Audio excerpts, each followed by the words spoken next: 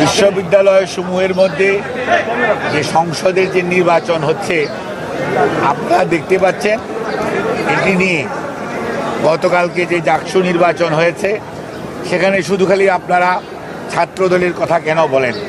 সেখানে বিভিন্ন প্যানেল, স্বতন্ত্র প্রার্থী, ইভেন শিক্ষকরা পর্যন্ত নির্বাচন থেকে অনেকেই সরে দাঁড়িয়েছেন। নিশ্চয়ই সেখানে কোনো না কোনো কারণ আছে। কাজেই আমার বক্তব্য থাকবে অত্যন্ত সুস্পষ্ট। দেশের মানুষ 2009-এ ভোট দিতে পারে নাই, 14-তে ভোটারবিহীন নির্বাচন হয়েছে, 18-তে দিনের ভোট রাটে হয়েছে, 24-এ আমি আর ডেমির নির্বাচন হয়েছে। কাজেই বাংলাদেশের মানুষ নির্বাচনী ব্যবস্থার প্রতি আস্থা রাখতে চায়।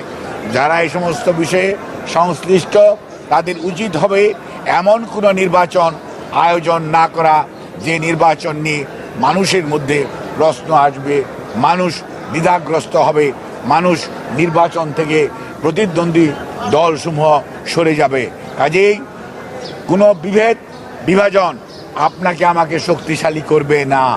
মনে রাখতে হবে, ঐক্যবদ্ধভাবে থাকলেই তাহলেই স্বৈরাচার পালিয়েছে, স্বৈরাচার ফেরত আসার পথ সুগম হবে না। কিন্তু কেউ যদি স্বৈরাচারকে পুনর্বাসিত করতে চান তাহলে এই ধরনের প্রহসনমূলক ব্যবস্থার আয়োজন করবেন, যেটি সত্যিকার অর্থে শেষ বিচারে ভালো বলে পরিগণিত হবে না। কাজেই এখনো সময় আছে। সবার প্রতি আহ্বান, আপনারা সবাই মিলে ঐক্যবদ্ধ হন। গণতন্ত্রের জন্য যারা লড়াই করেছেন তারা কোনো অবস্থাতেই বিভাজনের রাজনীতিতে যাবেন না, ঐক্যের রাজনীতিতে আসুন।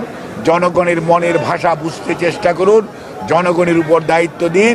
আর যারা এই সকল প্রক্রিয়ার সাথে সম্পৃক্ত তাদেরকে বলবো, বামেও যাবেন না, ডানেও যাবেন না, মধ্যবর্তী অবস্থা অবলম্বন করুন এবং ভোটারদের সাথে, জনগণের সাথে, পরিবেশের সাথে খাপ খাইয়ে চলুন।